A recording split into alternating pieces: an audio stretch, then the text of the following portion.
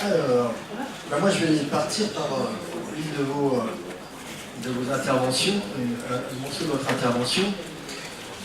Si on se pose la question d'Amélie Coulibaly, quels sont les ressorts qui font basculer vers le terrorisme? Il se trouve qu'Amélie Coulibaly a vécu et a fait toute son enfance et son adolescence dans le quartier de la Grande Borne à Cluny, dans lequel j'ai moi-même habité pendant 22 ans, et dans la ville dont je suis un élu local. Donc, qu'est-ce qui, autant qu'on peut le savoir, à l'intérieur de sa cellule familiale, ce que l'on sait en tout cas du parcours d'Amélie Coulibaly, c'est quelqu'un qui était très contradictoire au niveau de sa psychologie, qui a eu à des moments donnés des passages qui l'ont amené assez rapidement vers la délinquance, la petite délinquance, mais aussi avec la volonté de s'en sortir à d'autres moments. Et que si on peut penser qu'effectivement la structure familiale a un impact, en l'occurrence dans son cas, c'est une famille qui est plutôt une famille de réussite dans les quartiers. Sur ces 9 sœurs, la plupart sont vraiment réussites, y compris artistiques pour une d'entre elles, danseuse actuellement à New York. L'univers dans lequel il a grandi, c'est l'univers du quartier. Et dans l'univers du quartier, il y a le problème de la rencontre, et le problème des gens auxquels on est confronté. Et autant Amélie a eu, au niveau de son adolescence collégienne, un parcours extrêmement chaotique, autant il a eu, au moment de son âge jeune adulte, une période où, en contact avec un certain nombre de personnes, d'animateurs, de grands frères du quartier, il s'est, entre guillemets, réinséré dans une voie professionnelle plus classique. Et ça aurait pu s'arrêter là.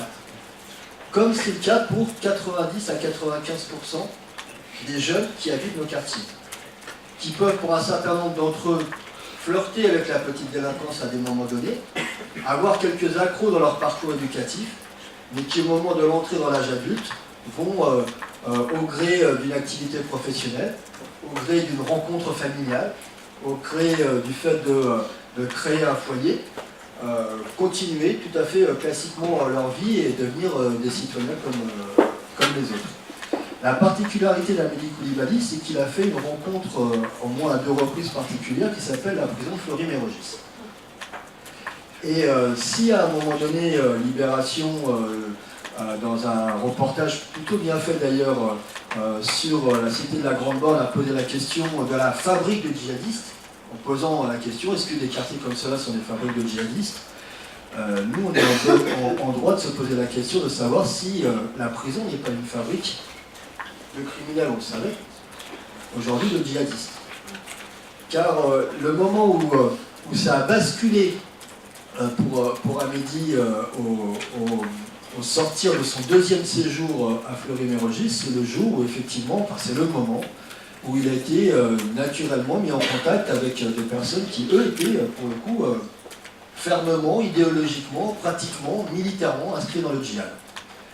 Et le Amélie Coulibaly, et ça c'est la discussion qu'on a pu avoir avec un certain nombre de ses amis et copains du quartier, la dernière fois qu'il est venu à la Grande Borne, il y est venu en janvier, début janvier.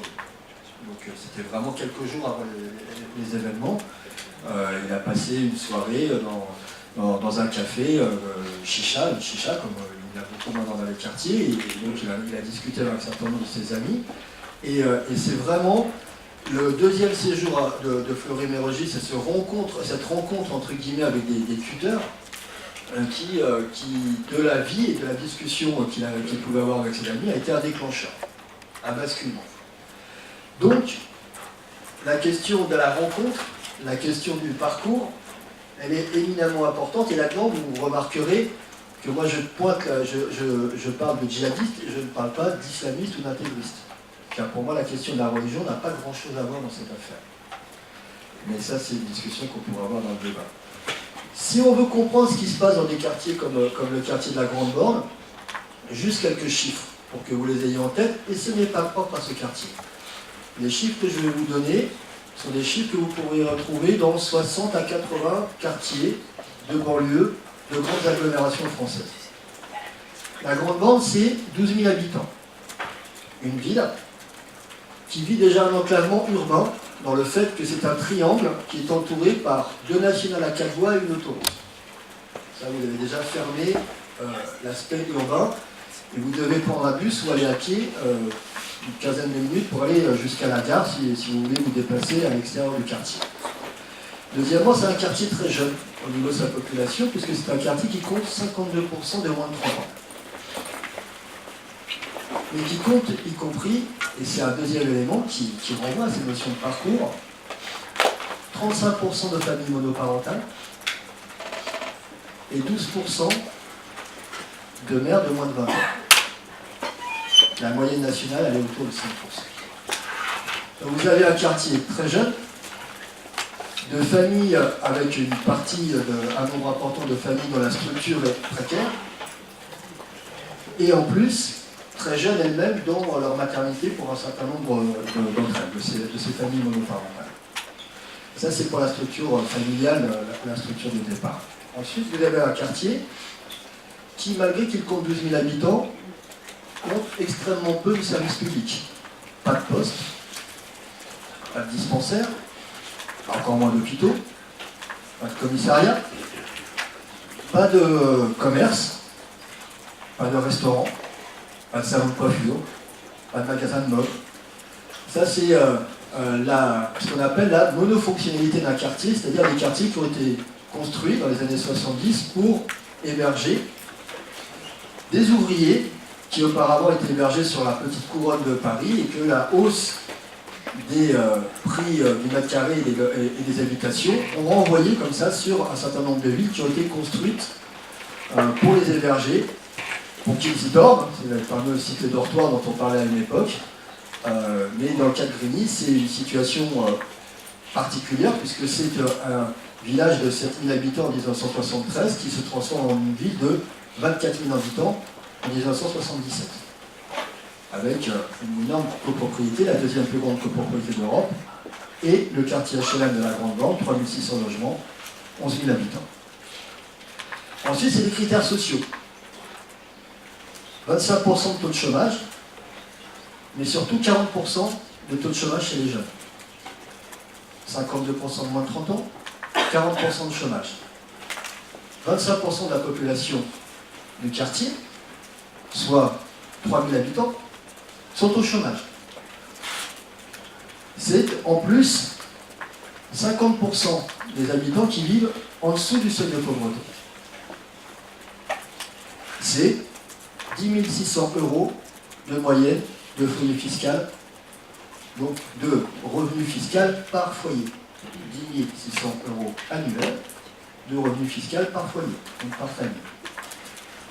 Je vous laisse faire la division par 12, vous pourrez vous représenter ce que ça représente, ce que ça représente pour revenu par mois pour une famille. C'est un très fort échec scolaire.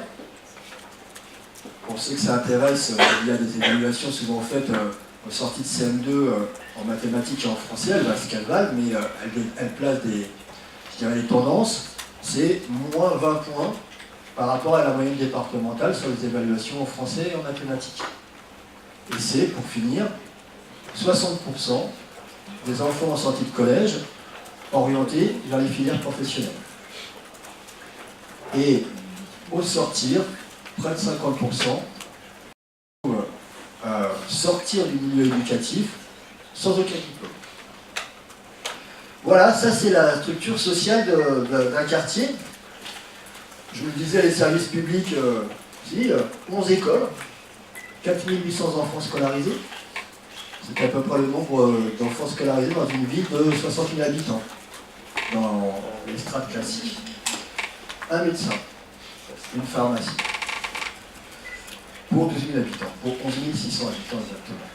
Donc voilà, ça c'est la structure du quartier. Et donc, comment ne pas imaginer que cette structure de quartier, elle va générer un sentiment de relégation. Aujourd'hui, on nous dit, ce sont des zones de non-droit. Manuel Valls parle d'apartheid dans la République. Certains disent que c'est le retrait de la République même. D'autres disent donc effectivement fabrique de djihadistes en l'occurrence. Le sentiment de relégation, il génère la fabrication de nouveaux codes. Pas forcément d'ailleurs des codes qui vont emmener tout le monde vers la criminalité, fort heureusement. Sinon là pour le coup, ce ne serait pas un Amédi Koulibaly qu'il y aurait, mais 60, 80, 150. Fort heureusement. Mais c'est vrai que les codes de fonctionnement de ces quartiers sont différents parce que la République n'y est plus suffisamment, voire plus présente. Et pour vous donner un chiffre, l'économie parallèle, qui est liée essentiellement au trafic de stupéfiants, nourrit directement ou indirectement près de 600 familles sur le quartier. Pas au sens de les enrichir, mais tout simplement d'apporter un minimum de subsides pour celui qui fait guetteur, pour celui qui fait fourmi, pour celui qui fait nourrice, c'est-à-dire la famille qui va accepter de stocker chez elle les stupéfiants en question. 600 familles touchent de près ou de loin à l'économie parallèle, une économie parallèle qui se limite bien évidemment pas aux stupéfiants, puisque pour la boutade et l'anecdote, mais qui n'est pas qu'une anecdote, on peut à peu près trouver tout tomber du camion dans un quartier comme le quartier de la Grande Bande, jusqu'au kilo de pâtes, aux couches, aux petits pots. Et regardez ce que c'est, des kilos de pâtes, des couches, des petits pots. C'est-à-dire des moyens de survie immédiate. Ça, c'est la réalité du fonctionnement d'un quartier comme celui-là. Et ce n'est pas pour le stigmatiser.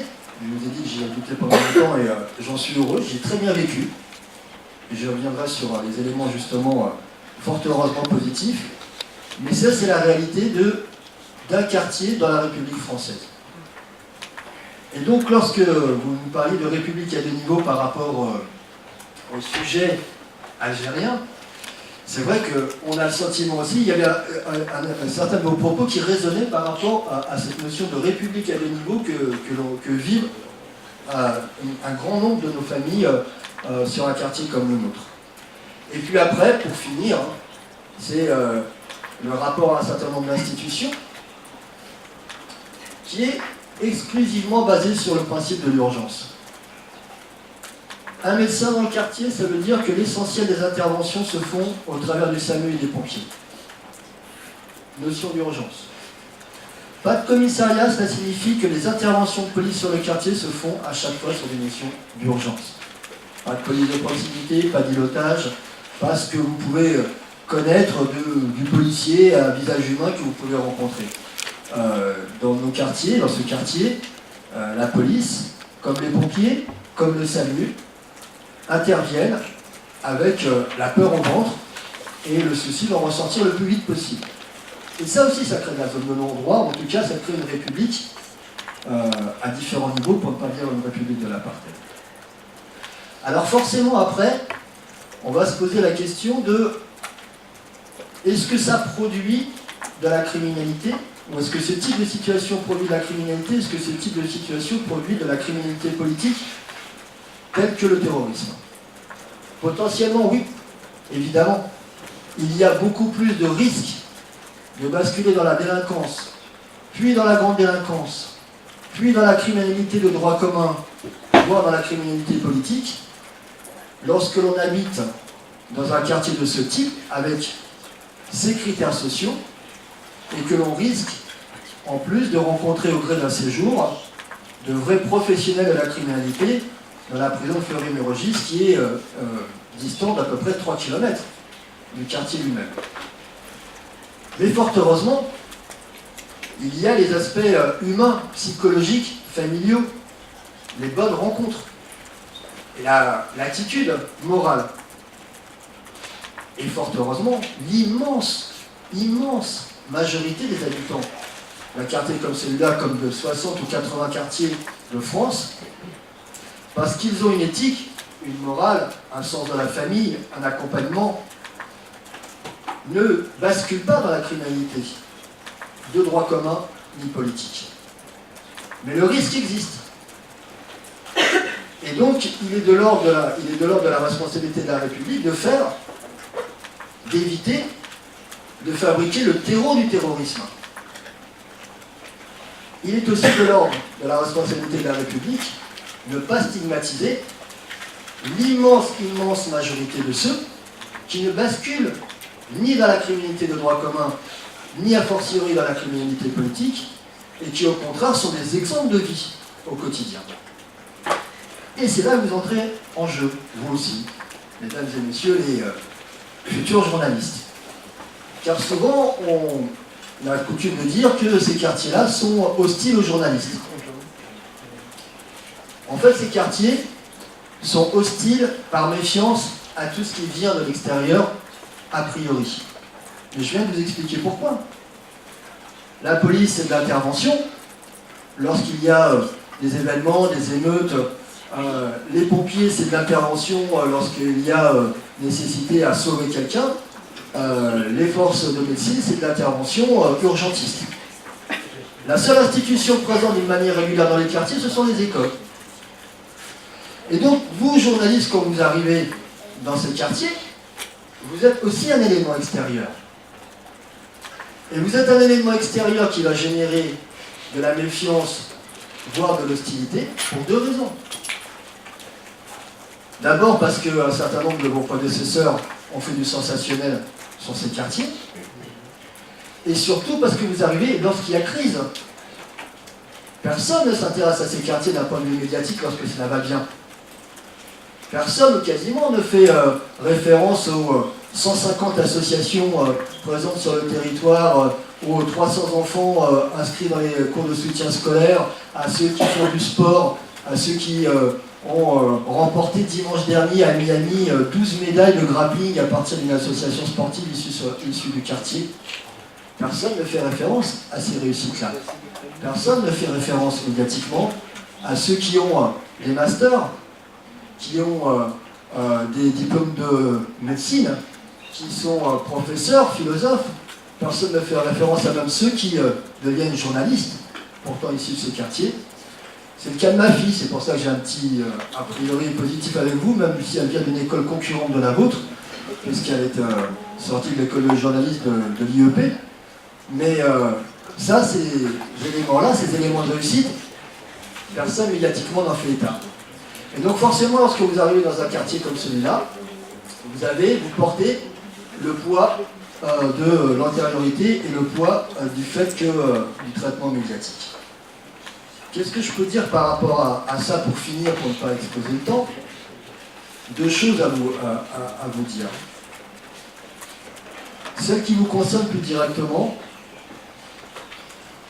préparez vos interventions dans des quartiers comme celui-là.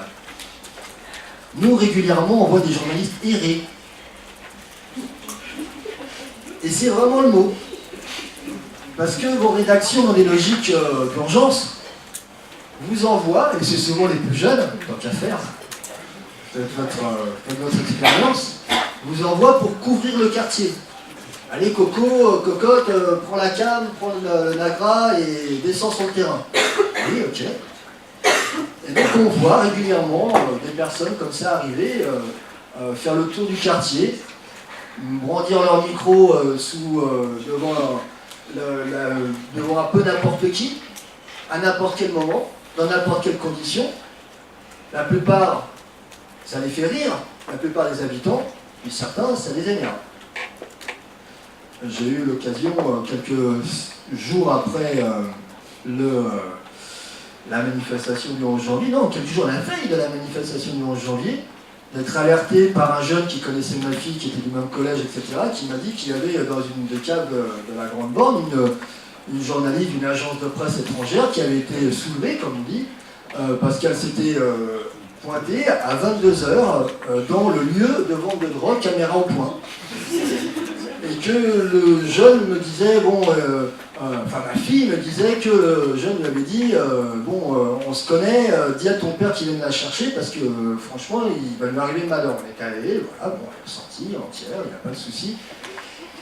Mais quand même, qui imaginerait, et je ne compare pas ces quartiers-là à des zones de guerre, mais quand même à des zones de risque, Qui imaginerait aller sur un territoire, sur un terrain de guerre, sans fixeur, sans se renseigner sur l'état du conflit, pour se promener entre les deux lignes de front, comme ça, avec la caméra? Personne ne le ferait. Pourquoi est-ce que dans les quartiers, il n'y a pas prise de conscience qu'il y a un a priori négatif, qu'il y a un risque potentiel, qu'il peut y avoir un énervement par rapport à la manière dont les populations et les éléments positifs sont systématiquement sous-évalués et sous-médiatisés au regard des éléments les plus conflictuels et les plus criminels ou délictueux. Donc préparez vos interventions. Internet vous permet, ne serait-ce que ça, de savoir comment est structuré le quartier. Où sont les rues? Où sont les équipements? Où sont les maisons de quartier, les locaux d'association, etc. Préparez aussi, humainement parlant, votre intervention. Adressez-vous à des gens qui peuvent vous accompagner. Pas simplement pour vous materner, mais tout simplement peut-être pour vous indiquer telle ou telle chose que vous ne verrez pas tout seul. Qui imagine d'aller faire du tourisme dans un pays sans s'adresser à un moment donné à un guide? Donc c'est pas se sous-évaluer que de faire appel à des gens. Vous avez bien sûr les institutions, notamment l'institution locale, et bien sûr l'institution locale fera sa propagande. C'est son rôle. Elle vous dira ce qui est si vous vous adressez à la mairie de Grigny et que vous dites je viens faire un reportage, forcément on vous montrera nous ce qu'on a envie de mettre en avant. Mais l'institution est un élément, mais il y a plein d'autres éléments. Et je vous en donne un seul, les associations. Rien ne vous empêche de téléphoner à une maison des associations qui existe dans la plupart de ces quartiers et de dire voilà, moi je voudrais savoir si vous avez des gens qui font du soutien scolaire dans le quartier. Est-ce que vous pouvez m'indiquer un nom? Après vous établissez le contact. Donc préparez géographiquement, physiquement votre intervention, préparez humainement votre intervention, ça vous permettra aussi d'avoir des sujets un petit peu plus profonds que souvent ceux qui ressortent de ces quartiers-là. Et puis gérer le temps de votre intervention sur place. Et j'en finirai là-dessus pour ne pas être trop long. Selon que l'on vient le matin ou le soir, il est quand même de bon sens d'imaginer qu'on ne va pas avoir affaire aux mêmes personnes. Si vous voulez vous adresser à des mères de famille, qui sont un très bon élément pour avoir le pouls d'un quartier, probablement le meilleur élément, parce qu'ils parleront assez facilement et ils vous expliqueront un quotidien de vie qui est extrêmement riche souvent. Si vous voulez vous adresser et avoir contact avec des mères de famille, c'est pas à 22h. À 22h, vous aurez les dealers. Donc si vous voulez les mères de famille, effectivement, venez devant les écoles à 8h20 le matin. Et en plus, coup de chance, double avantage, les dealers où ils seront encore en train de dormir. Là, vous serez un peu plus tranquille. Identifiez aussi la durée de votre intervention sur un territoire comme le quartier. Si vous commencez à errer dans le quartier, inévitablement, dans les 15-20 minutes qui vont suivre votre arrivée, l'information va circuler qu'une équipe de journalistes est dans le quartier. Parmi ceux que ça intéresse de faire vivre la petite voix du village. Et donc si vous restez aéré 2 heures ou 3 heures, inévitablement, vous aurez affaire à 2 catégories de personnes. Ceux qui ont envie de vous parler, ça peut être très intéressant, mais ça peut être aussi des mythos absolus. Et ceux qui ont un intérêt à retirer de vous. Donc vous n'avez, et là encore vous êtes dans la préparation, aucun intérêt à traîner pendant des heures si vous n'avez pas identifié les lieux, les personnes, les sujets auxquels vous vous adressez.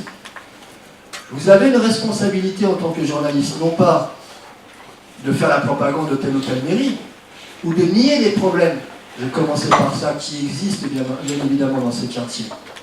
Vous avez une responsabilité, déontologique pour le coup, celle d'être équilibré dans vos sujets, et celle de ne pas stigmatiser l'ensemble d'une population au regard des 3 à 5% qui sont les plus visibles ou les plus actifs intellectuellement parlant ou autre, sur le quartier. Je vous remercie.